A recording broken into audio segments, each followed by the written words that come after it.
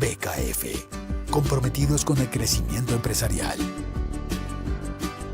Bienvenidos todos a esta charla que hoy nos ocupa. Vamos a hablar del estado de flujo de efectivo. Como lo decía el doctor Humberto, es un estado financiero muy importante que los usuarios de los estados financieros le deben prestar mucha atención y a veces los contadores lo dejamos un poquito al lado. ¿Por qué decidimos empezar a hablar de flujo de efectivo?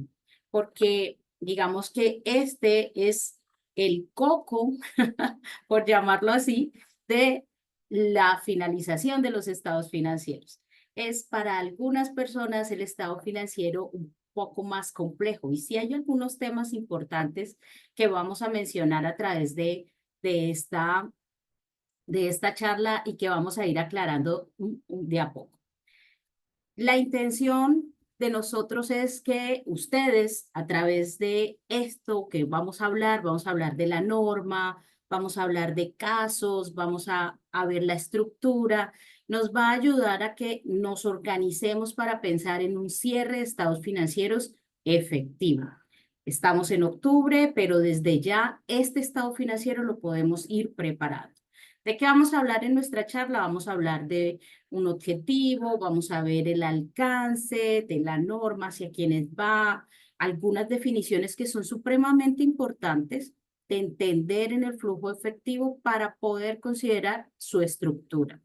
Cómo podemos considerar clasificaciones y vamos a tener esos asuntos clave que debemos considerar como parte de los contadores y también de los auditores. Es importante, les voy a dar unas claves para que cuando usted, su auditor, lo esté ahí presionando sobre este estado financiero, usted pueda estar tranquilo sobre cómo lo va a responder. Y es que nosotros los auditores, como los usuarios de los estados financieros, le prestamos mucha atención a este estado financiero.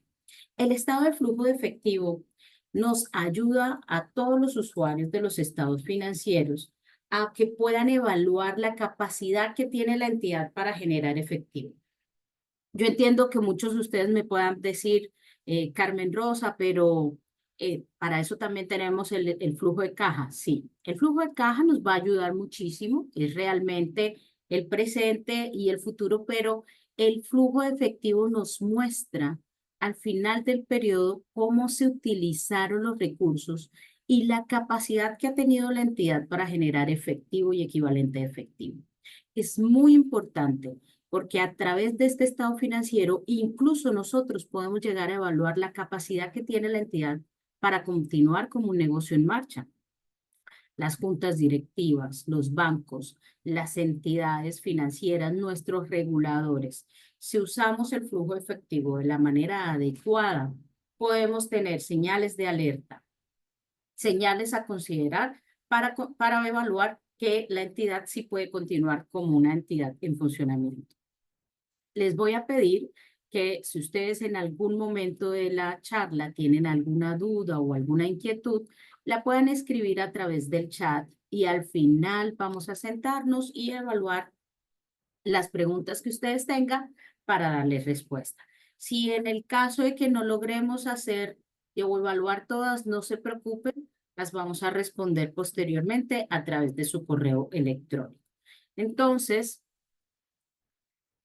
considerando que el flujo efectivo nos presenta informaciones históricas sobre cambios en el efectivo y los equivalentes de efectivos, hoy que estamos a 24 de octubre, hoy es 24 de octubre, nosotros ya podemos ir preparando esa información histórica para poder llegar a cumplir con lo que nos pide efectivamente como un objetivo de la norma.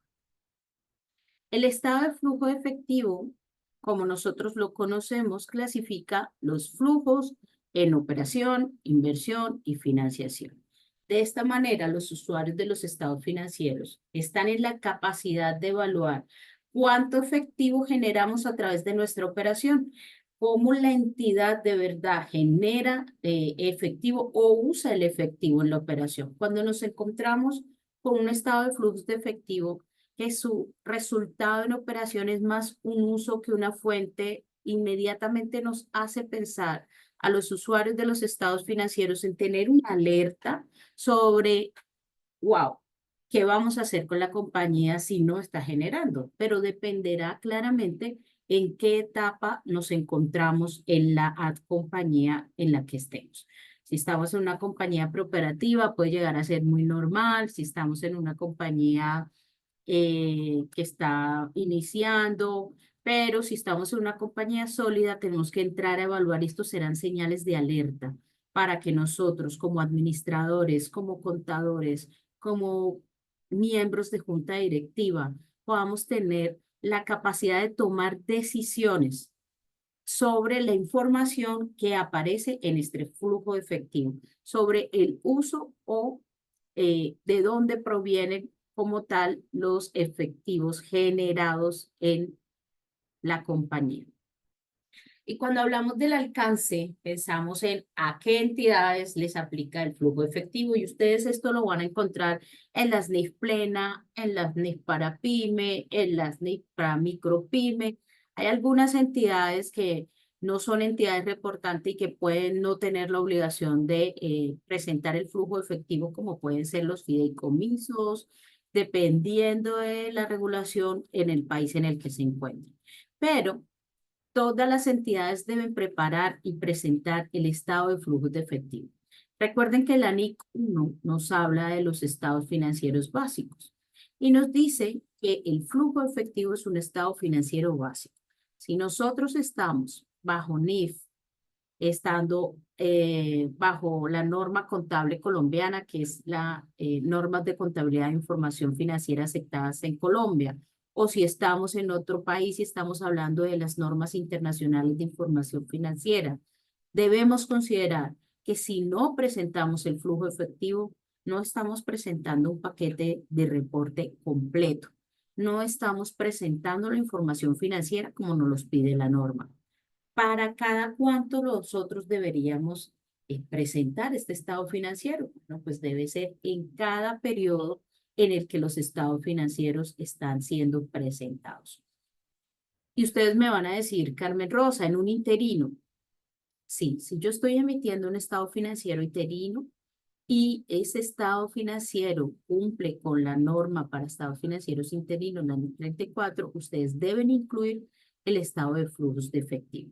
Muchas veces nos encontramos como administradores ante alguna solicitud de alguna compañía o de algún proveedor o de alguna entidad financiera que nos pide estados financieros y nos hablan de el estado de situación financiera y el estado de resultados.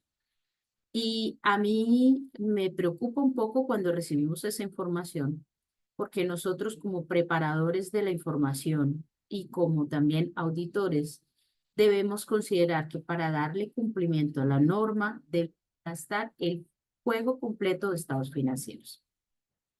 Y si bien con la nueva NIF 18, que ha reemplazado la NIC 1, nos podemos llegar a preguntar si ha cambiado en algo. Sí, cambió la estructura de los estados financieros, pero en este momento en Colombia y en muchas regulaciones estamos aplicando aún la NIC 1 hasta que se haga efectivo el uso de la NIF 18, que al final no nos va a eliminar este estado de flujo efectivo, no lo eliminó, por lo tanto, sigue siendo un elemento muy importante en la preparación de los estados financieros. Vamos a considerar un tema crítico para mí y es las definiciones. Cuando consideramos y entendemos cuáles son las definiciones de qué debe llevar el estado de flujos de efectivo y el por qué, pues entendemos un poco más de cómo obtener la información y cómo hacer un flujo de efectivos eficiente. Yo aquí en este slide se los voy a mencionar, solo unos, pero vamos a ver a detalle algunos de los conceptos que es importante que entendamos cómo debería ser o cómo deberíamos poder analizar el concepto como tal.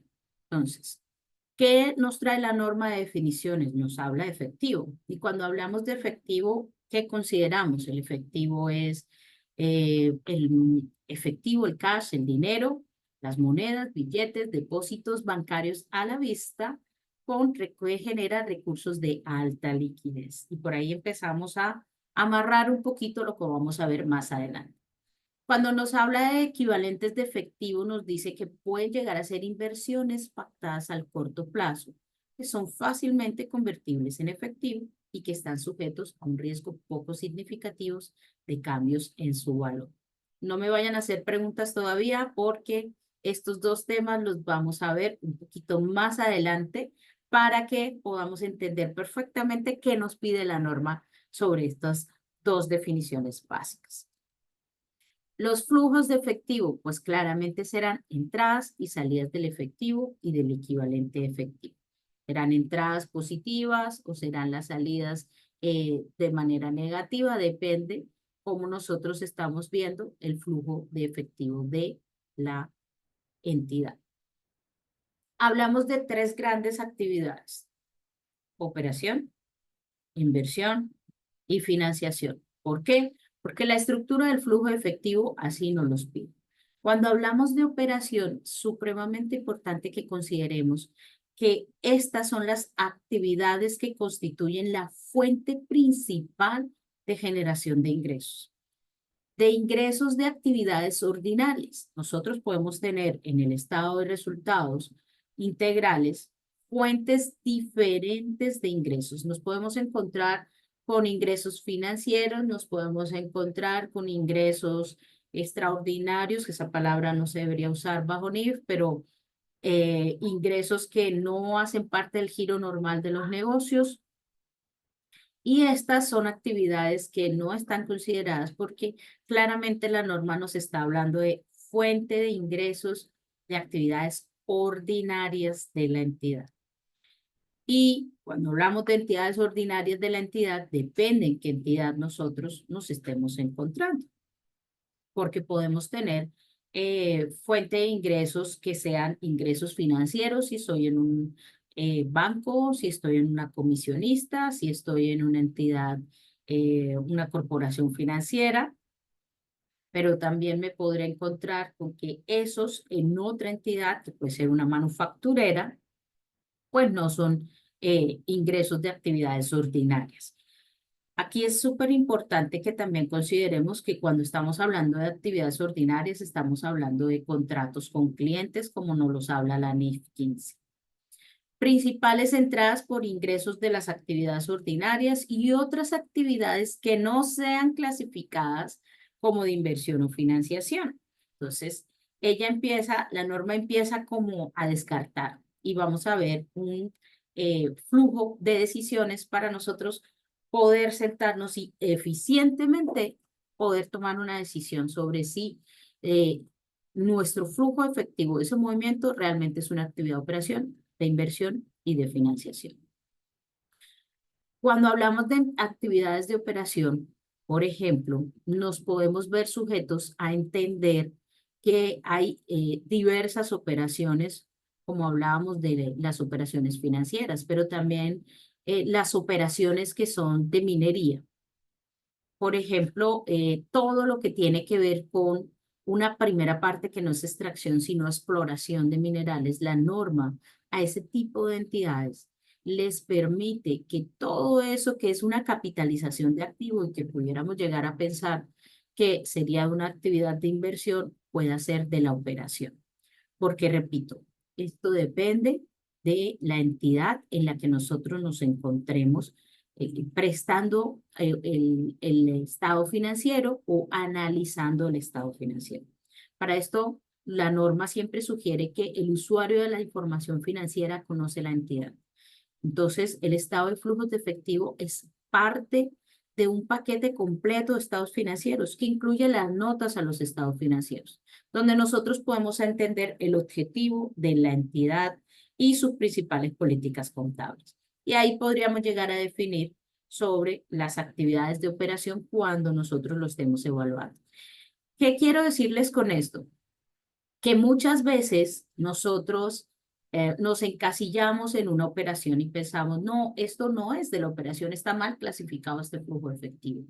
Pero debemos entender el contexto en el cual está la organización para nosotros poder tomar una decisión de si efectivamente es una actividad de operación que viene de una fuente de ingresos ordinaria o de una actividad ordinaria, o si la norma como tal me permite que esto sea llamado como una actividad de operación. Cuando nos enfrentamos a las actividades de inversión, aquí nos dice adquisición y disposición de activos a largo plazo y otras inversiones no incluidas en el efectivo y equivalente a efectivo. Y a veces pensamos que todo lo que es actividad de inversión corresponde solo a inversiones, y no. Aquí nos podemos encontrar con inversiones, con movimientos del intangible, con movimientos de eh, el activo como tal, de propiedad, planta y equipo, porque la norma aquí claramente nos está diciendo que una actividad de inversión es adquisición y disposición de activos a largo plazo. Y a mí me llama la atención esta definición porque en un país como el nuestro estábamos acostumbrados a manejar, por ejemplo, intangibles. Los intangibles pensábamos, no, los intangibles pueden llegar a ser actividades de operación, pero realmente el contexto que nos pide la norma es que si estamos en un intangible de largo plazo, ese debería ser una actividad de inversión. Cuando nosotros estamos pensando, por ejemplo, en software, el software que tenemos una licencia o una adquisición de este software, lo pensamos en actividades de inversión. Y muchos de nosotros, al inicio de todo este tema de evaluación del flujo de efectivo, nos podríamos confundir con esto, pero la norma es clara. Deberíamos considerarlo actividades de inversión. Y ahora que hablamos de actividades de inversión, también nos pasamos a las actividades de financiación. Y cuando hablamos de actividades de financiación, aquí tenemos que pensar un poquito más también, porque me dicen, actividades que producen cambios en el tamaño y composición de los capitales propios y de los préstamos tomados por parte de la entidad. Y cuando nos dice préstamos, no nos está hablando únicamente de préstamos, considerando préstamos de entidades financieras. A las entidades también les hacen préstamos sus partes relacionadas. A las entidades también les hacen préstamos los proveedores. Entonces, nosotros, con nuestro conocimiento de la compañía, deberíamos estar en la capacidad de identificar si esos préstamos efectivamente que son, no sé, de un proveedor o que son de una entidad relacionada, debería estar en actividad de financiación y no en operación. Yo les comento que muchas veces se ha encontrado porque en la vida real, y la idea de esta charla es que hablemos un poco también de lo que pasa en la vida real y no solo lo que nos dice la norma, para que entendamos el porqué de todos estos conceptos y nos preparemos para poder tener un efectivo adecuado al cierre del periodo. Y es que cuando a veces consideramos que hay una partida que dice cuentas por cobrar o cuentas por pagar con entidades relacionadas, vayamos más allá.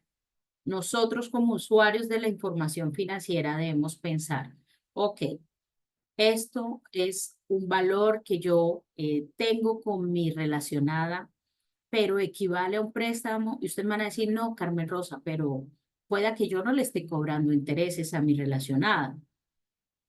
Pero si usted, esto no es una transacción de compra y venta, sino que tiene la figura de un préstamo, usted tiene que considerar, porque eso es obtener capital a través de una financiación.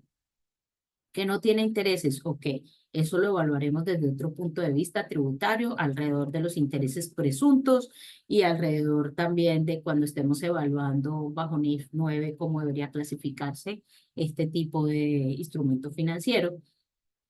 Pero cuando yo estoy pensando en el flujo efectivo, tengo que evaluar si ese préstamo que tengo con esa parte relacionada no es operación, porque muchas veces lo dejamos arriba en cuentas por cobrar o cuentas por pagar con entidades relacionadas. Y ahí el análisis nos invita a evaluar si efectivamente es una fuente de financiación debería considerarse en el flujo de efectivo como una actividad de financiación. No les estoy diciendo que lo pasen en la presentación de estados financieros a una cuenta diferente. Ahí ya tendríamos que evaluar qué nos pide sobre presentación la NIC 1.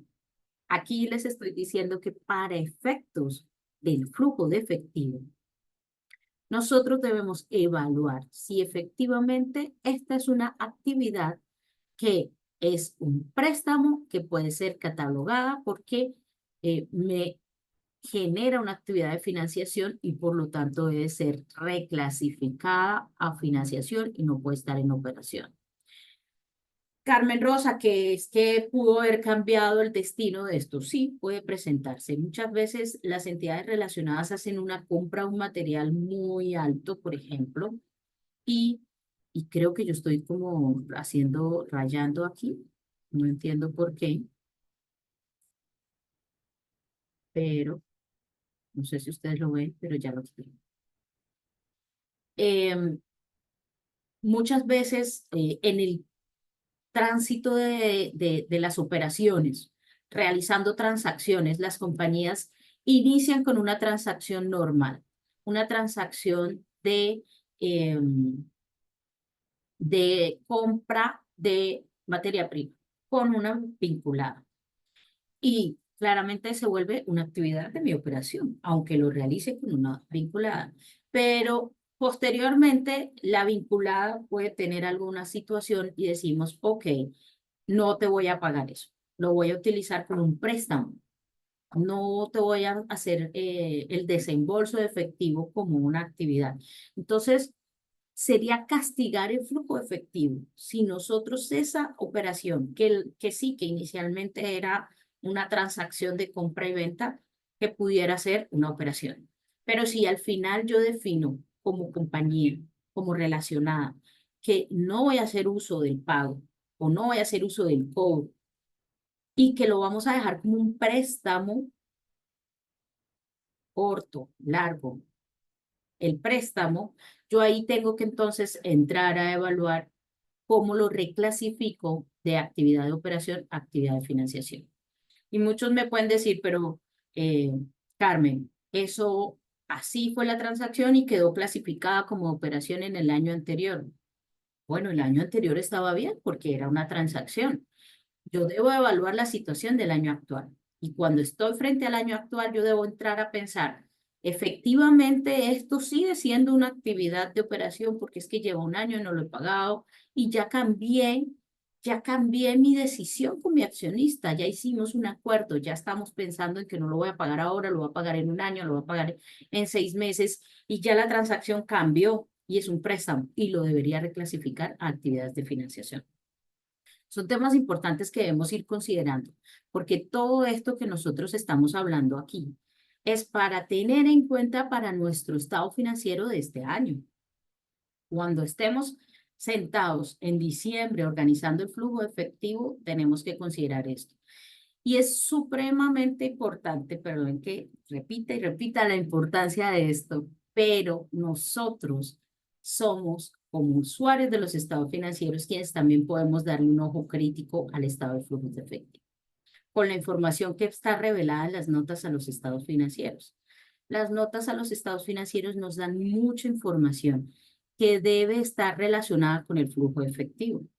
Ahí vemos conciliaciones, ahí vemos desgloses, ahí nos encontramos con documentación de cosas que han cambiado en el proceso y esto lo debemos empezar a considerar si debe ser de una u de otra actividad. Y aunque estemos en octubre, ya nosotros deberíamos estar preparando la información necesaria para ir revelando adecuadamente las cifras. No esperemos al cierre.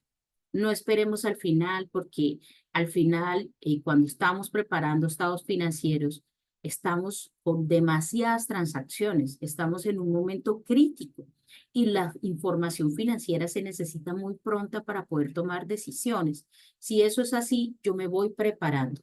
Durante todo el transcurso del año me voy preparando, yo ya sé que debo hacer análisis, yo ya sé que debo hacer conciliaciones y las debería ir preparando periodo a periodo, mes a mes, para que al final sea muy fácil hacer una hoja de trabajo, hacer un análisis y poder llegar a tener claro las actividades. Bueno, y vamos a considerar sobre este tema de definiciones, la definición del efectivo. ¿Y qué nos dice la norma sobre el efectivo? A mí me parece que aquí es donde a veces podemos llegar a tener muchas dudas y que es punto de consideración sobre lo que dice la norma y lo que debemos presentar en los estados financieros, sobre todo en el estado financiero de flujo efectivo. Cuando hablamos del efectivo, que nos habla que es monedas, billetes, depósitos bancarios a la vista, recursos de alta liquidez, nosotros debemos entrar a pensar si ese depósito a la vista está sujeto a restricciones. ¿Y por qué pensamos si está sujeto a restricciones contractuales o a restricciones en su uso? ¿Y qué debemos considerar? Muchas veces nos encontramos con compañías que tienen unas cuentas que no son fideicomisos, pero que hacen parte de, de una entidad fiduciaria, que son cuentas que se usan para el pago y para recibir efectivo, ¿sí? Pero a veces esas cuentas bancarias o esas cuentas que están en una entidad que es un fideicomiso, tiene también algunas restricciones contractuales. En el mundo real tú te encuentras con que hay, por ejemplo, fideicomisos de administración y pago. Y entonces crean una cuenta que realmente es líquida, está entrando y saliendo efectivo, pero tiene una restricción. Esta se hace porque el banco tal me dio un crédito, pero me está pidiendo esto como garantía. Y yo puedo hacer uso, pero tengo unos valores mínimos que debo dejar para poder hacer uso del pago de esta garantía bancaria. Y ahí la norma me dice, eso es efectivo y equivalente a efectivo. Usted no le va a cambiar a eso, o es efectivo si es un depósito a la vista que usted tiene, pero debe entrar a evaluar la restricción contractual. Porque aunque bien sea efectivo, usted debe considerar esa restricción, cómo la debe revelar y cómo la debe clasificar. Porque la misma norma nos dice, si esa restricción está, pero no es una restricción que está pactada o a largo plazo, sino que es una restricción que es, a ver, vamos a tomar un caso de la vida real. Normalmente las compañías prestadoras de servicios públicos, por ejemplo, o, bueno, vamos a tomar eso. Ellos tienen unas cuentas donde se deposita el dinero y de esa misma cuenta se hacen pagos. Normalmente por control hay unas cuentas diferentes para recibir y pagar. Pero vamos a pensar en un caso hipotético de que tienen un acuerdo con un banco y el banco les ha pedido como parte de la garantía que reciban dinero a una determinada cuenta y que en esa cuenta se garantice el pago de su obligación. Esto es normal, muchas compañías lo tienen. Y eso no le quita a la entidad que eso sea depósito a la vista. Pero la norma nos dice, ¿es para uso en el corto plazo el pago de transacciones? Sí, entonces es efectivo. Ah, pero usted, ¿cómo lo va a clasificar? Bueno, ya usted tiene que pensar en lo que te dice la NIC 1. La NIC 1 y está igual en la NIF 18 cuando me habla de activos corrientes, me dice que debo considerar que ese activo va a ser utilizado en el giro ordinario de los negocios. Entonces, si yo estoy evaluando el giro ordinario de los negocios, pues no le voy a cambiar la clasificación que debo tener a este depósito a la vista. ¿Cómo lo debo clasificar?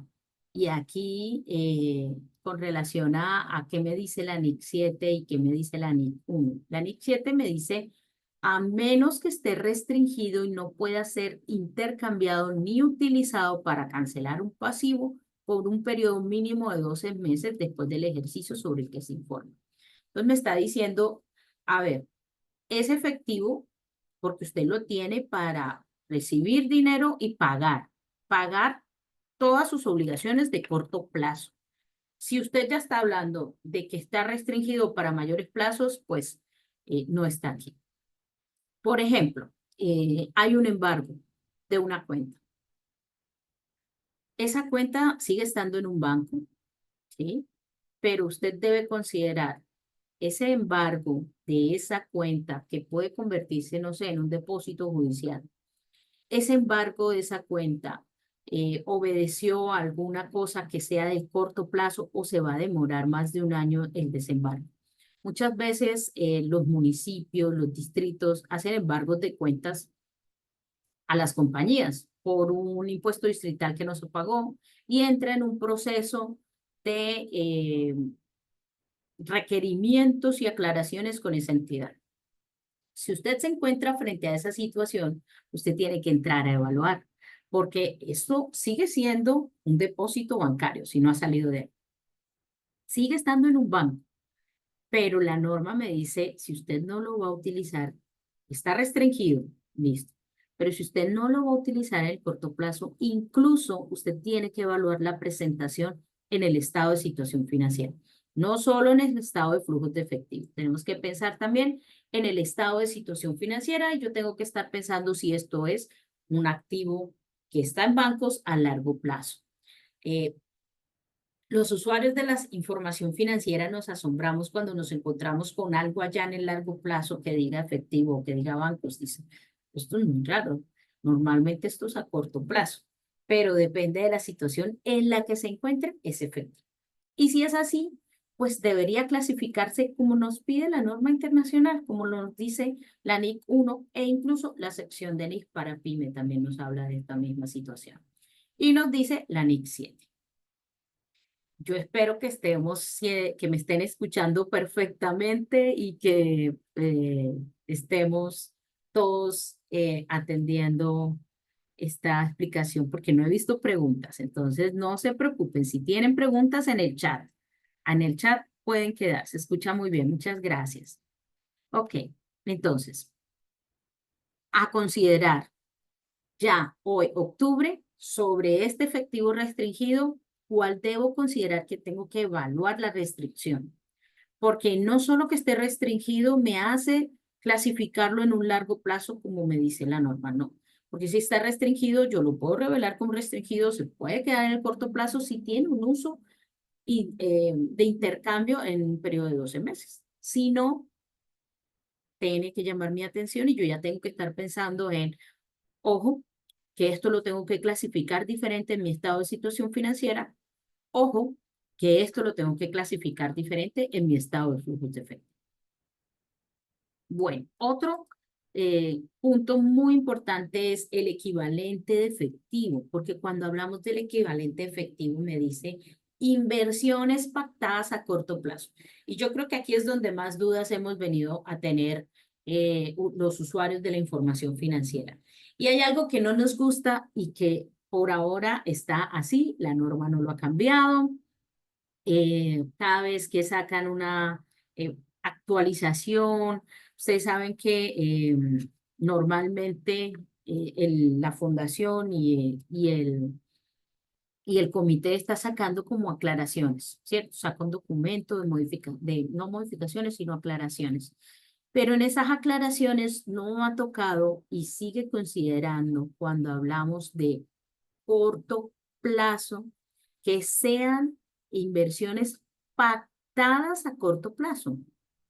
Y a mí aquí me llama mucho la atención esto. Primero porque muchos decimos, pero si es que ya yo voy a recibir ese efectivo muy rápido, eso es equivalente a efectivo, yo lo voy a recibir en 3 meses. De acuerdo, pero la norma dice que debió haber estado pactado, porque si no, eso no era un equivalente efectivo.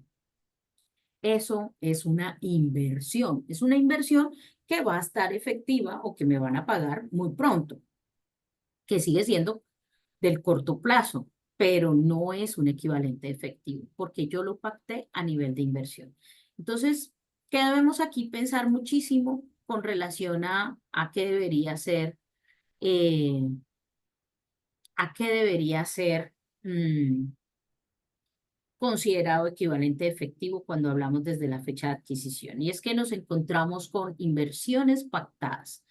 Y la norma me dice, mire, si usted está haciendo una inversión, por ejemplo, tiene un compromiso de pago en 2 meses y hace una inversión, hace un CDT a 2 meses o incluye esa inversión en una fiducuenta o la incluye en una cuenta que me vaya a generar algún tipo de rendimiento, porque se hace para eso. Pero es para pagar un vencimiento del corto plazo y usted ya lo pactó así y su fecha de adquisición y su fecha de corte es 2 meses o 3, porque máximo me dice que debería ser en 3 meses. Pues es claramente un equivalente efectivo. Pero si usted está pensando en que tiene una inversión pactada, un CDT que compró pactado a 6 meses, pues usted lo compró y es una inversión. Entonces no es un equivalente efectivo, es un instrumento financiero que está medido bien sea a valor razonable o de otra manera, pero que debe estar cumpliendo con otra normatividad. No es un equivalente efectivo, por lo tanto no debe estar considerado como un equivalente efectivo. ¿Ok? ¿Qué nos encontramos también pensando en el equivalente efectivo? Y es el riesgo poco significativo de cambios en su valor. Y cuando usted lee la norma y la mira en detalle y busca las modificaciones y los insights para tratar de pensar qué me está queriendo decir la norma con esto de cambios en su valor. La norma me está diciendo, mire, usted sí tiene un equivalente efectivo que de pronto obtiene un rendimiento, pero que usted no está sujeto a un riesgo de que eso pueda irse. Carmen Rosa, es muy raro, pero lo hay. Eh, Usted cuando adquiere una cuenta de estas como la Fiducuenta, por ejemplo, está expuesto a que si la Fiducuenta tuvo que ellos reciben tu dinero, lo invierten y tú firmas un documento donde dice que puedes estar sujeto a una fluctuación. Si le va bien al proceso de inversión que ellos están haciendo con tu dinero, tú ganas, pero si les va mal, tú pierdes porque tú eres solidario. Ahí tú firmaste eso con el acuerdo. Entonces tienes que entrar a evaluar ese riesgo poco significativo de cambios en su valor.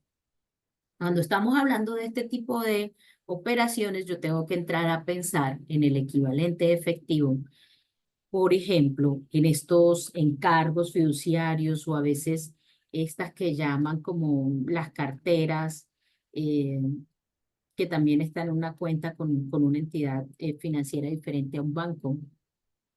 Yo tengo que pensar si eso pues está siempre disponible, pues listo, equivalente efectivo.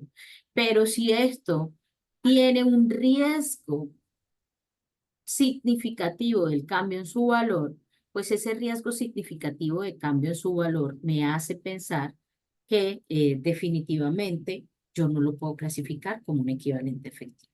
Y la invitación con esta definición es siempre tengamos en cuenta cuando estamos haciendo una inversión, cómo esa inversión la vamos a ver a futuro en nuestros estados financieros. Esa inversión no puede estar clasificada como un equivalente efectivo si no cumple con las definiciones de la norma. Requiere una evaluación un poquito más allá y yo tengo que entrar a pensarlo más allá. Los sobregiros.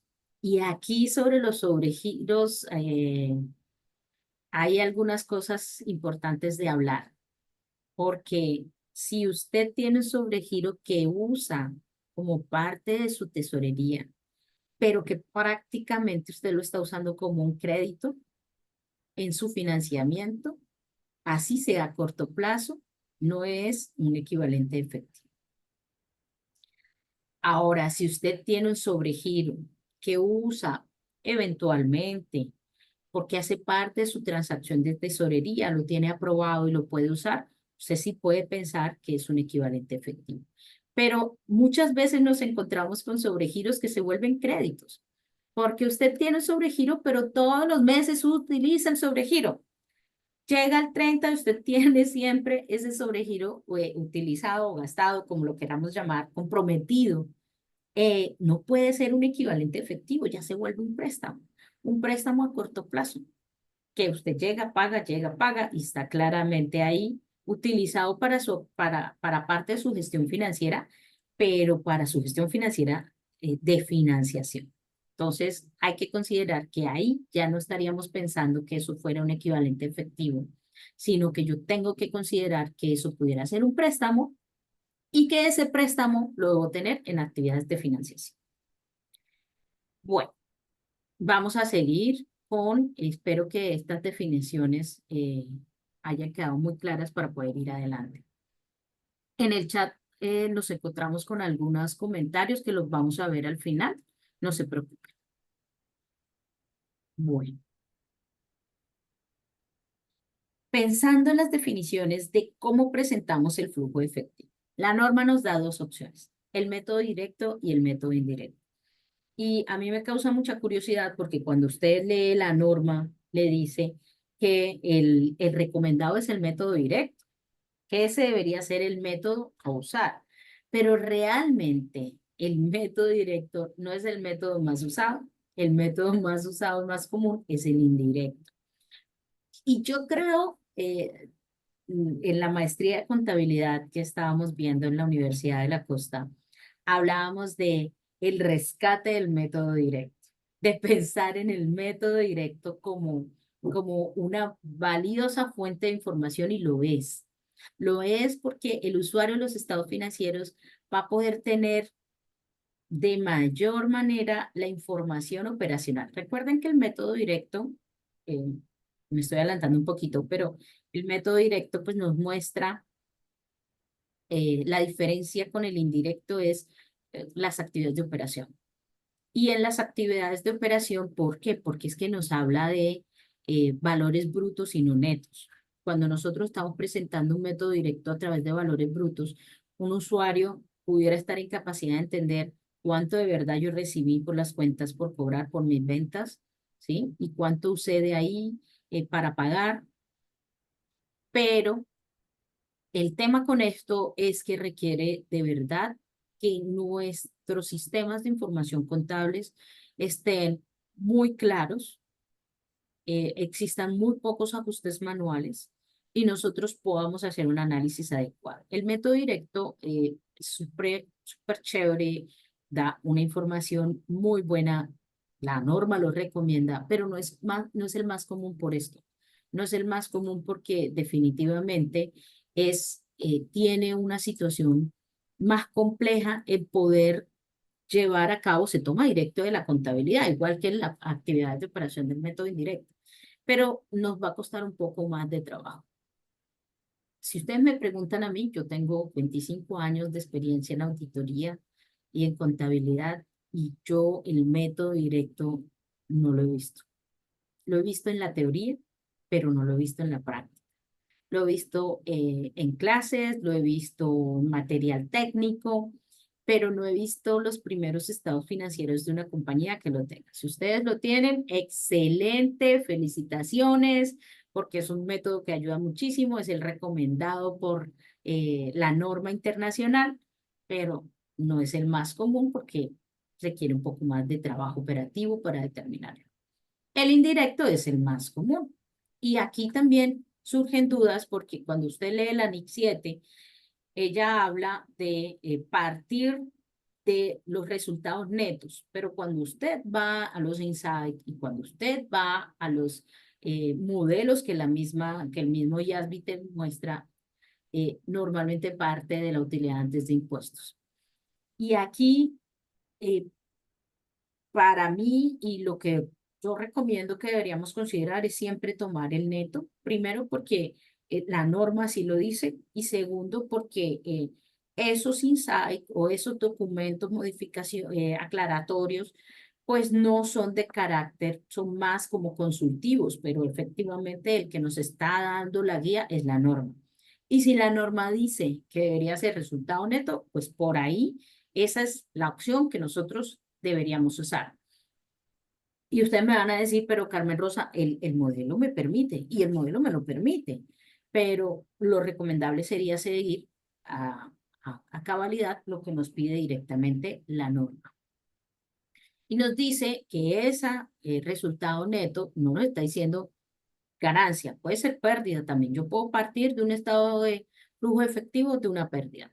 ¿Qué tiene que ser? Tiene que ser ajustado, ajustada por transacciones no monetarias, partidas de pago diferidos y también ya, ahora sí, nos encontramos con acumulaciones de cobro y partidas o ganancias en el flujo de efectivo que también hacen parte de inversión o financiación más adelante. Las tres categorías se encuentran en los dos. La diferencia será en la presentación. Vamos a ver aquí un modelo de, como les digo, en teoría, que no lo he visto en la práctica, pero en teoría con relación al método directo. Y miren esto. Claramente solo les traigo la estructura de la parte de operación, porque financiación e inversión, pues es lo mismo. Entonces, solo vamos a ver qué sería lo diferente. Me dice, muestra cada clase principal de ingresos de efectivo brutos y pagos de efectivos brutos. Debería aparecer algo así. Ingreso efectivo a partir de clientes. Espérenme un momento, yo busco el apuntador. Sí, aquí. Espero que se vea el apuntador, yo lo veo. Dice, ingresos efectivos a partir de clientes, efectivo pagado a proveedores, efectivo pagado a empleados, pagados por otros gastos, intereses y impuestos pagados. ¿Qué pasa con este modelo? Bueno, que es muy claro y nos permite de verdad poder llegar a tener, a tener em, si efectivamente podemos tener los flujos, de dónde vienen. Porque cuando nos encontramos con el indirecto, que es el siguiente, les presento el directo, que el rescate del método directo se quedó sin rescate porque yo sigo pensando que es más usado el indirecto y pues cambiar una presentación de un flujo efectivo que ya venía haciéndose se puede considerar, de acuerdo con la NIC 8, un cambio en política, porque es una política decidir el modelo de presentación del estado de flujo. Usted toma la política de usar el modelo de flujo como directo o indirecto. Y hacer eso lo tendría que llevar a usted a pensar una reexpresión de estados financieros. Entonces, si usted lo tiene por el método directo o indirecto, trabájelo así. Vean que tengo aquí un error porque cuando está, no me di cuenta, dice directo, pero es el indirecto. Y aquí me dice ajusta la base de causación de la utilidad o pérdida neta por efecto de las transacciones eh, no generaron efectivo. Entonces empezamos con la utilidad. Miren el modelo. Yo por eso quería traer aquí este modelo, porque este habla de utilidad, resultado antes de impuestos. ¿Sí? ¿Por qué? Porque es lo que nos trae los insights, pero la práctica debería partir desde la utilidad neta. Y voy haciendo los ajustes de las partidas no monetarias. Pero cuando me encuentro con estos que venían aquí atrás en el de proveedores, empleados, cuentas por cobrar de clientes, transacciones, pues ahí ya me encuentro con que estas sí las neteo. En el directo van brutas, en el indirecto las presentamos netas. En el flujo de efectivo que mostramos por actividades de operación es el único en el que neteamos presentación. En las demás actividades no se pueden presentar netas, la norma nos pide que se presenten brutos para que un usuario de los estados financieros pueda entender adecuadamente el flujo. ¿Por qué aquí no nos permite que sean a través del indirecto neto? Pues porque si no estaríamos hablando de la preparación del flujo directo. Entonces aquí me permite que yo coja la utilidad, depure la utilidad y las otras partidas que ya no fueron parte de la depuración pueden presentarse netas. Estoy hablando de las otras partidas, considerando considerando las otras partidas, considerando cuentas por cobrar, cuentas por pagar, proveedores, pagos a empleados, este tipo de transacciones. Un segundo. Bueno, cuando hablamos de las clasificaciones, estemos en el método que estemos, directo o indirecto, pues las clasificaciones no cambian. Operación, inversión, financiación, que al final nos muestra flujo efectivo. Ok. Siempre nos vamos a encontrar con estas definiciones. Ahora vamos a pensar en un árbol de decisión. Yo no sé si sí se alcanza a ver, creo que lo dejé muy pequeño, pero vamos a pensar. Yo se los voy a ir mencionando y ustedes me dicen si lo ven. Dice, si cuando yo estoy analizando las decisiones para considerar cómo lo clasifico, si lo clasifico como operación, inversión o financiación. Entonces, la primera decisión, el árbol me dice, el flujo efectivo se relaciona con la actividad que constituye la principal fuente de ingresos ordinarios, ojo, ordinarios de la compañía. Si mi respuesta es sí, espérenme que tener el apuntador, así que voy a quitar. Ya. Ay, lo quité.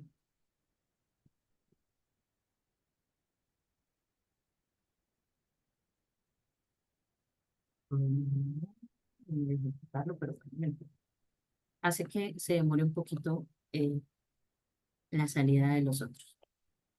Listo. Me dice, si el flujo de efectivo, si la transacción se relaciona con la actividad de fuente de generación ordinaria, sí, sí, usted no tiene más nada que pensar. Eso es operación. Pare de contar. Hasta ahí usted llegó. No. Ok, no es de la fuente primaria.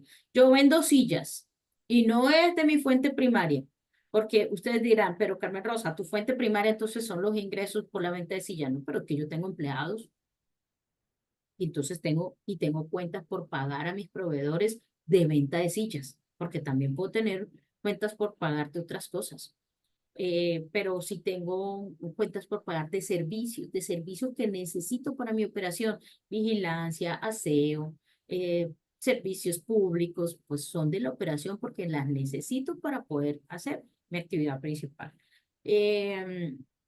Beneficios a empleados, los beneficios a empleados, todo lo que le pago a mis trabajadores lo necesito para poder prestar mi servicio principal. ¿Sí? Entonces, ese es el análisis que yo hago. Ok, ¿esto tiene que ver con mi actividad principal? Sí, si tiene que ver con mi actividad principal, no lo pienso más y lo clasifico de una vez como actividad de operación. No, no tiene que ver con eso. ¿Con qué se relaciona entonces? Se relaciona con adquisición o disposición de activos a largo plazo y otras inversiones, ojo, no incluidas en equivalente efectivo. Recuerden que dijimos que las que son de equivalente efectivo se clasifican ahí, las otras serían instrumentos financieros. Sí, sí, pues yo ya tengo clarito que entonces esto es utilidades de inversión. Ahora recuerden, siempre tenemos que pensar en la compañía en la que nos encontramos. Porque si yo estoy en una minera y estoy en la etapa de exploración, recuerde que la norma tiene para ellos algo específico y me dice todas las capitalizaciones de activos pueden llegar a ser operación porque es que usted está en una etapa de exploración nada más, no está en extracción y está capitalizando, prácticamente está preoperativo. Entonces te permite que eso sea parte de la operación, pero hay que hacer un análisis. Entonces aquí se necesita un análisis con relación a la actividad de inversión. Sí, sí, listo. Actividad de inversión y usted queda tranquilo. No, entonces usted sigue pensando. Entonces esta transacción produce cambios en el tamaño y composición de los capitales propios y de préstamos tomados por parte de la compañía. Sí, entonces usted dice, esto es actividad de financiación. Pero recuerden, siempre hay que analizar la esencia de la transacción que genera o utiliza el efectivo. Muchas veces, como es el caso de los relacionadas, nos quedamos pensando que la transacción con la relacionada es una operación y yo tengo que hacer el análisis para evaluar si efectivamente es financiación. Entonces, no, este árbol de toma de decisiones nos ayuda muchísimo a pensar en la clasificación, pero siempre, siempre, siempre, si usted es el preparador de la información, tiene que conocer la esencia de la transacción. Y si usted es un usuario de los estados financieros, no se quede con solo lo que ve. El usuario, el miembro de la junta directiva, el miembro de un banco, el inversionista, vaya más allá, lea las notas a los estados financieros y ahí va a entender la esencia de la transacción, porque en las notas debería darse unas explicaciones adecuadas con relación a las transacciones y la misma NIC 23 nos lo pide, debemos revelar las transacciones con partes relacionadas. Si yo tengo que revelar esas transacciones, ahí voy a entender de dónde viene y me va a quedar más fácil identificar si esto de verdad es una actividad de inversión o de financiación. Y hoy, 24 de octubre, estamos hablando de esta clasificación porque nosotros desde ya deberíamos estar pensando en ese flujo efectivo que voy a hacer a diciembre, cómo lo debería considerar estas transacciones. A medida de que va pasando el año, nos enfrentamos a transacciones recurrentes y nos enfrentamos a transacciones inusuales. Y esas transacciones inusuales que por norma deberíamos revisar, que por control interno deberíamos documentar, en esa documentación que usted haga, de una vez esté pensando en esto, esté pensando, esta transacción inusual, ¿cómo la voy a clasificar en el estado de situación financiera? Ahí es más fácil, porque ese sale parte de la transacción con la cuenta. Pero tengo que entrar a analizar en mi flujo de efectivo cómo la voy a mostrar. ¿Cómo se va a ver esta transacción inusual desde ya? No se espere al final y de una vez compártalo con sus auditores. En BKF tenemos un equipo muy bueno de profesionales que están dispuestos a entender con usted la transacción. No espere al final de que la transacción esté culminada. Cuando usted tome una decisión de hacer una transacción inusual que va a tener un impacto en sus cifras, que va a tener un impacto en la auditoría, siéntese con su auditor, hable la transacción, explique cómo usted la ve desde el punto de vista normativo para que compartan esto y siéntese y piense cómo la va a ver reflejada en el estado de flujo de efectivo. No se quede solo con el análisis de la norma, sino también piense en cómo yo voy a presentar a los usuarios de la información financiera esta información. Listo. Bueno, a mí este árbol de decisiones me gusta. Estas presentaciones, recuerden que van a ser para ustedes, así que no se preocupen que toda esta información les va a llegar. Vamos a hablar de transacciones que se excluyen del estado de flujos de efectivo. Y aquí nosotros y los usuarios, preparadores y usuarios de la información financiera, muchas veces nos encontramos con que cuando la depuración de esas partidas no monetarias se está reflejando en el flujo efectivo, y tú vas y miras las notas a los estados financieros, por allá en la nota te encuentras una transacción que tú dices, esto debió haberse revelado. Y aquí no los tengo todos, porque por ejemplo los costos amortizados. El costo amortizado es un ajuste que no implica, ay, perdón, esperen que esto se me está moviendo. Es un ajuste que no implica desembolso efectivo. Por lo tanto, yo tengo que pensar cómo la depuro. No, es que es muy pequeñito, no importa. Es que no es material. Ok, no es material, pero la norma me está diciendo que yo la debo depurar.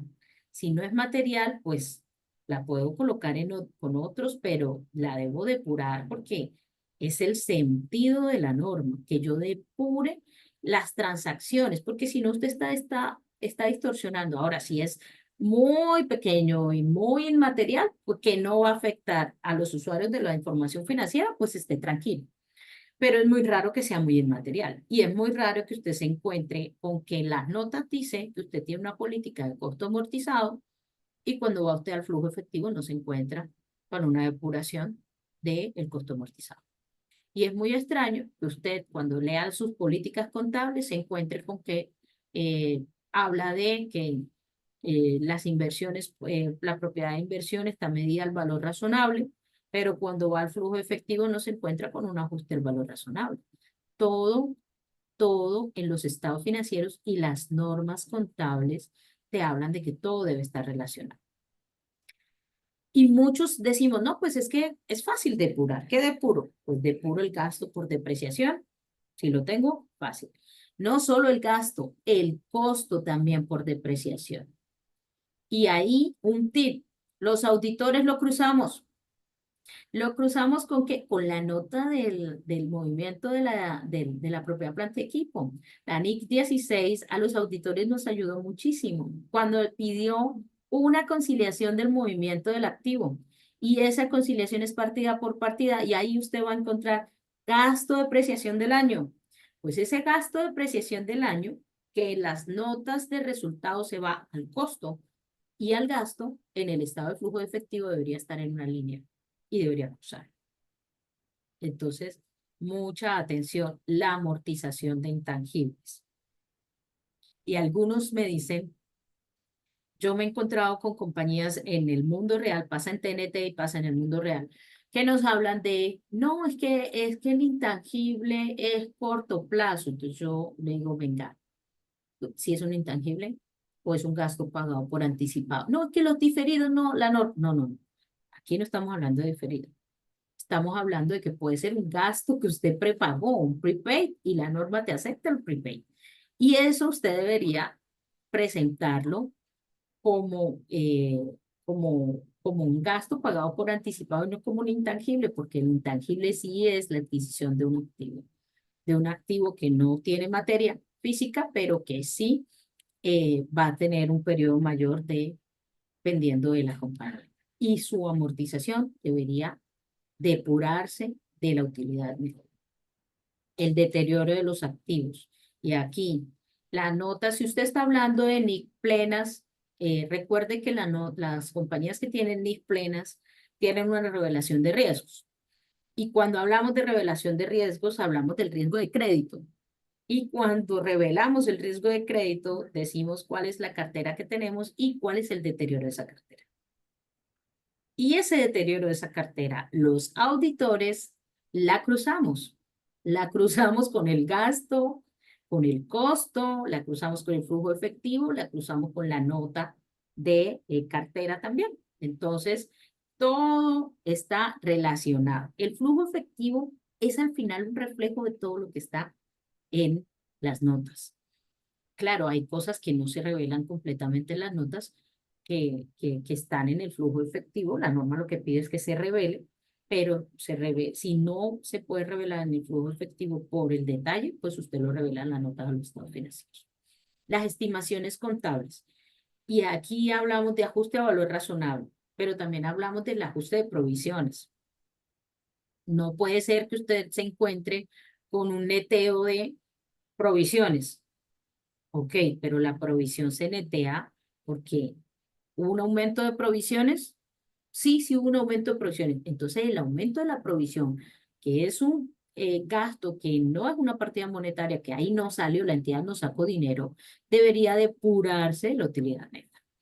Y lo que sigue, pues ya usted tiene que evaluarlo si es una salida de efectivo y así lo debería presentar como uso de las provisiones. La compra de propiedades, planta y equipo a crédito. Y aquí hay algo muy importante que nos trae la norma. Miren, si yo compré un activo y me costó 100 y tengo un crédito de 100, ahí sí la norma me dice, usted no va a presentar este uso y este provisto. Usted los puede netear porque es efectivamente en su estado financiero un activo que creó con un crédito. Es como los derechos de uso. El derecho de uso, el registro inicial de un derecho de uso de un leasing o de un, perdón, no un leasing, de un activo financiero, de un instrumento financiero, un arrendamiento. ¿Usted cómo lo registra? Usted registra un derecho de uso y registra una cuenta por pagar, ¿cierto? Una obligación por derecho de uso. La práctica nos ha mostrado, y la misma norma me dice, que si eso es una actividad completamente CNTA, yo no lo debería mostrar en el estado de flujo de efectivo. No debería mostrar porque al final es prácticamente, o sea, tiene un efecto neto en la información. Algunos ejemplos que nos podemos encontrar de actividades de operación, inversión y financiación. En operación, y ahora lo vamos a hablar un poquito más adelante, nos encontramos con los intereses de préstamos. Y eh, yo sé, porque esto me lo preguntan en la universidad siempre, y es, pero ¿por qué los intereses de préstamos operación? La norma, lo primero que hace es decir que, bueno, debería ser por defecto operación, pero pues usted puede hacer el análisis. Usted puede hacer el análisis y si está seguro, porque es que mucha de la actividad de financiación se usa para capital de trabajo. Y si bien te obliga la norma a que se muestre como actividad de financiación, los intereses te permite que los muestres en operación. Los cobros de clientes, si tienes regalías, los cobros de regalías, los pagos a proveedores, a empleados, de seguros, de devoluciones de impuestos. Y en actividades de inversión, ¿yo con qué me voy a encontrar? Compra y venta de propiedad, planta y equipo, de intangibles y de otros activos a largo plazo. Entonces yo ahí me tengo que sentar a pensar cuáles otros activos tengo a largo plazo. Puedo tener propiedades de inversión a largo plazo. Puedo tener, ¿qué pudiera otra cosa tener a largo plazo? Ahora ustedes me van a decir, inventarios a largo plazo, sí puede haber. Claro que puede haber inventarios a largo plazo porque depende de mi operación, pero como eso depende de mi operación, pues sería operación. Pero me puedo encontrar con otros activos que debería clasificar ahí. Pagos recibidos por instrumentos del patrimonio como inversiones en asociadas, acciones, instrumentos financieros que es de patrimonio. Estos instrumentos de patrimonio efectivamente siempre se van a clasificar como inversión. La norma me dice, ok, usted lo puede clasificar como equivalente efectivo dependiendo si usted, por ejemplo, tiene exceso de liquidez y ha decidido que va a comprar por un periodo de 15 días, tiene información y dice, voy a comprar acciones de una compañía colombiana que cotiza en bolsa, Ecopetrol. Voy a comprar unas acciones de Ecopetrol porque sé que está fluctuando, pero las voy a vender en 15 días. Ok. Pero ahí, ojo, porque también me dice riesgo poco significativo del cambio de valor. Y cuando yo tengo una acción en la bolsa, yo no sé si la acción va para arriba o va para abajo, así que el riesgo no es poco significativo. Lo normal es que las acciones o los instrumentos de patrimonio o las inversiones en asociadas deban, negocios conjuntos, deban ser catalogadas como actividades de inversión. Los pagos que se deriven a terceros por préstamos, perdón, por compra de estas inversiones y las derivadas de instrumentos financieros. Y en financiación, pues me voy a encontrar con emisión de deuda. Si usted hace emisión de bonos, sea internacional, sea nacional, pues eso es una emisión de deuda.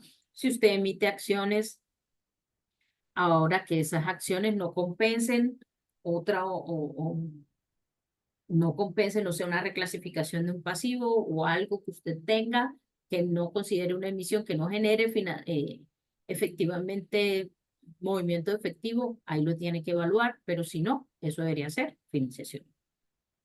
Los préstamos, y yo vuelvo y repito, préstamos de todo tipo. Préstamos con particulares, porque es que a mí me puede prestar un tercero, me puede prestar un proveedor. Un proveedor me puede decir, yo te voy a dar un crédito de tanto, pero lo vas a usar aquí. Bueno, no importa, pero es un crédito y clasificaría como financiación. Los pagos de arrendamiento financiero también clasifican como eh, inversión, perdón, financiación. Y vamos a hablar de un poco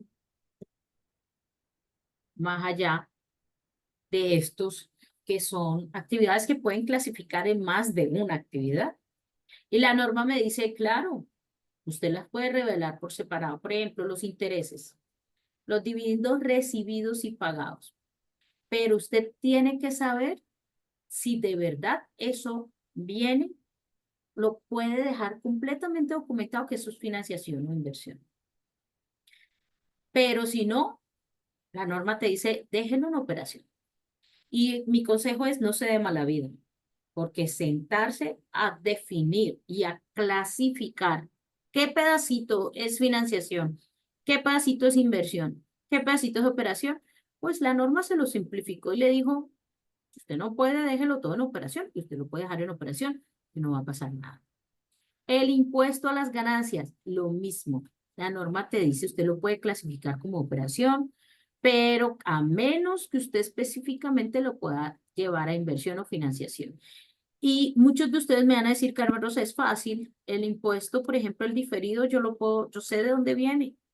Yo sé si viene de la propia planta de equipo, yo sé si viene de financiación, de inversión, yo lo puedo identificar, ok, la causación sí, pero el pago no. Capaz porque recuerden que el pago, o sea, así el valor, pero cuando voy a pagar depende en qué periodo lo estoy pagando. Viene de periodos anteriores, por eso se llama impuesto diferido. Igual impuesto neto de la renta. Entonces, mi recomendación, no sé, mala vida, déjelo ahí en operación, que no va a haber ningún problema porque usted lo deje ahí. Ahora bien, aquí hay otro asunto que debemos considerar. Impuestos pagados. Y en Colombia, no sé, en algunas otras regulaciones también funciona, nosotros prepagamos impuestos.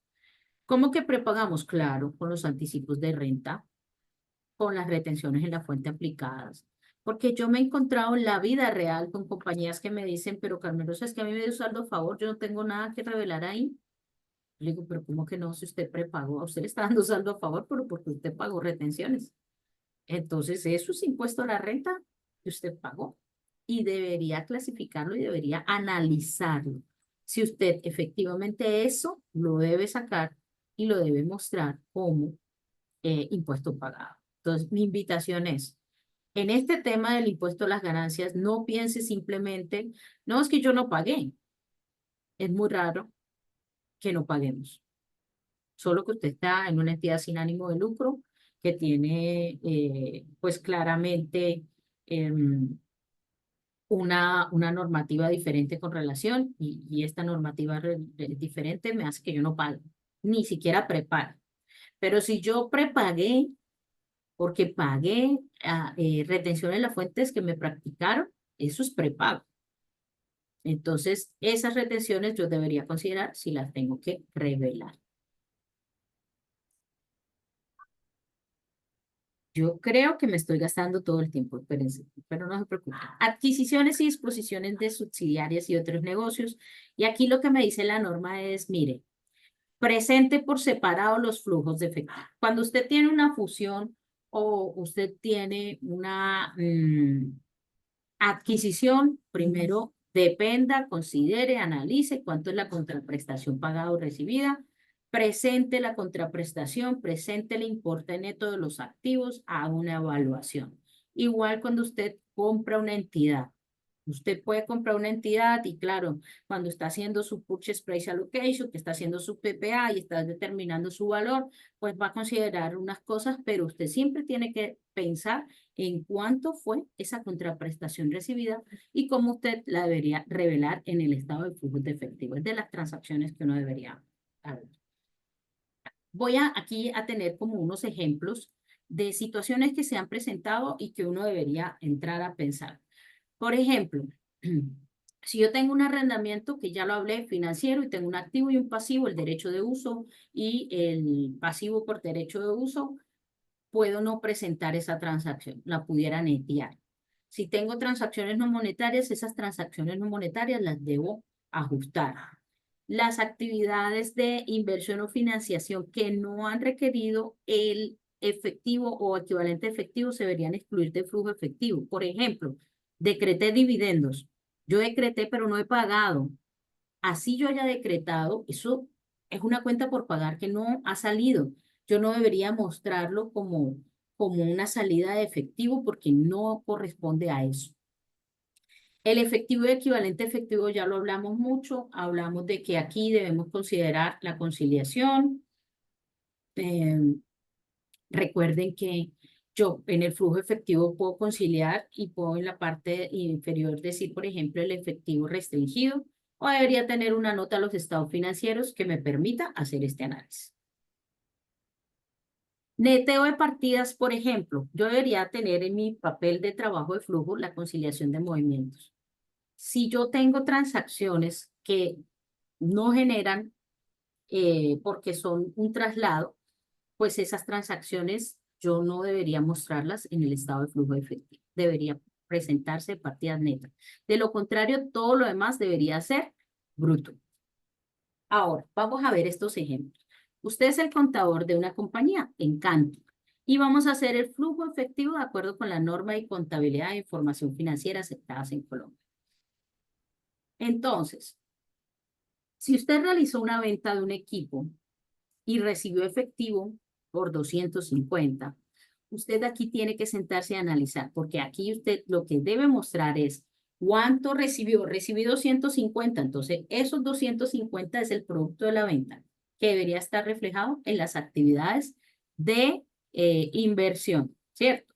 Y yo debería estar pensando entonces en la utilidad o venta que debería evaluar y eso sí lo debería tener incluido en la actividad de operación. Creo que quité la cámara sin querer, perdón. Ok. Durante el año X se revaluó un terreno, el cual tiene una expectativa de vender en los 2 años siguientes y tiene un valor. Ok. Si yo estoy frente al costo revaluado y estoy revaluando terreno, recuerden que esto cómo va, un mayor valor en la inversión contra el ORI. El ORI no se presenta en el flujo efectivo. Yo lo debo netear. Por lo tanto, esta no es una partida que yo revele en el estado financiero. No es un movimiento para el flujo de efectivo. Otras, si yo tengo un beneficio de empleados a largo plazo y corresponde a pensiones que también valore, ¿qué debo hacer? Lo mismo, lo neteo. No se presenta el movimiento del ORI. Si tengo una inversión en una asociada y tengo una parte que se corresponde de los resultados, recibo resultados en el ingreso, pero también recibo resultados en el ORI. Lo del ORI no se revela en el flujo efectivo. ¿Qué revelo? Lo del estado de resultados. Si recibí dividendos, debería considerar los dividendos recibidos. Si tengo una compra o unas acciones que se pagarán en el año siguiente, pues no ha habido flujo efectivo, no debería mostrarse una salida de efectivo porque no ha ocurrido. Estarías inflando una operación con la cuenta por pagar, presentando un inflado, una salida efectiva en inversión que no es real. Lo mismo el impuesto a las ganancias, el impuesto de renta diferido, la parte del impuesto de referido que valore no se presenta en el estado de flujos de efectivo. Si compré acciones que se pagarán en el año siguiente, bueno, creo que este me quedó repetido. Y les voy a mostrar, un segundo por favor, les voy a compartir en Excel un modelo de presentación de flujo de efectivo. Entonces, miren, el método directo. Entonces, aquí parto del efectivo recibido de clientes, y llego a los efectivos en la actividad de operación. Me puedo encontrar con inversión, con financiación y llegar al final. Pero en el método indirecto, yo debo partir del resultado del periodo depuro los ajustes, que puedo haber 20.000 ajustes, mira, pérdida por deterioro de intangible, recuperación de pérdida del intangible, cambio en el valor razonable de activos biológicos, incremento de activos biológicos, valor razonable de las propiedades de inversión, costos financieros, 20.000. Impuesto a las ganancias y acá en el cambio de los activos y pasivos netos y revelo los intereses pagados de obligaciones financieras y también de préstamos y el impuesto a la renta pagada. Y luego ya mis actividades de inversión y mis actividades de financiación que equivalen a lo mismo que tenemos en el método directo. Yo les quería mostrar un modelo. Nosotros, hay muchas hojas de trabajo de flujo de efectivo. Creo, no sé si se está compartiendo específicamente la hoja que quiero que vean, seguramente no. Entonces, espérenme un segundo, por favor. Porque es este. Sí. Cuando estamos viendo normalmente qué hacemos, pues tenemos todos los estados financieros, el estado de situación financiera, el estado de resultados, el estado de resultados integral, de cambios en el patrimonio y flujos de efectivo. Y hacemos una hoja de trabajo. A mí me gusta esto. Yo la llamo para dummies, porque en esta hoja de trabajo, pues claramente yo tengo que identificar cuáles son las variaciones que se presentan, ¿sí? Y estas variaciones, si ustedes se dan cuenta, esta me las enseñó una persona con la que trabajé y me parece que es muy clara, pero pues pueden haber muchas. BKF también tiene su modelo. Y tenemos con la naturaleza, por lo tanto, cuando usted explica los movimientos y los va a traer al flujo efectivo, es más fácil identificar si los trae con la naturaleza contraria, si fue una salida o un uso. Porque ¿en qué nos equivocamos mucho en el flujo efectivo? Nos equivocamos en los signos. Qué locura, ¿no? Pero nos equivocamos en los signos, nos equivocamos pensando si es, eh, si es una fuente o si es un uso. Nos quedamos pensando, pero esto será una fuente o será un uso, y ahí podemos tener errores. Se los digo porque pasa en la vida real, me ha pasado. Entonces, tenemos que tener muy en cuenta, y si podemos tener algo que nos ayude a tenerlo, pues, a ver, a todos nos enseñaron que si el activo sube, pues eso es una salida. Y si el pasivo incrementa, pues eso es una fuente. Eso nos lo enseñaron a nosotros en contabilidad. Pero cuando vamos a hacer el flujo efectivo, a veces nos quedamos pensando el deterioro, qué signo tendrá, cómo lo debo incluir. Por ejemplo, miren, en esta hoja yo tengo una partida que es el ORI. Entonces, ustedes miren, aquí está, se llama otro resultado integral. Y lo más importante es que esto me netee. Este aquí, para el caso, el ORI viene de un beneficio de empleados y se netea con el ORI que está en patrimonio. Por lo tanto, en patrimonio lo único que fueron los resultados, porque no hubo más movimientos. El resultado y esta partida que es del ORI me saldría ya como parte de un llamado de atención, pero pues claramente no debería estar ahí. Es asuntos a considerar. Normalmente el estado financiero consolidado, yo también lo parto de todas las transacciones, y entonces muchos me dicen, no, pero el interés minoritario, bueno, dependerá, yo tengo que hacer el análisis sobre la partida del interés minoritario, porque aquí lo debería, en la hoja de trabajo eh, lo debería estar depurando.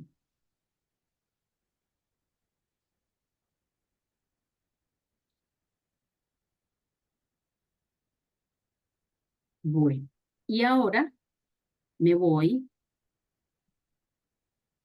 a responder sus preguntas.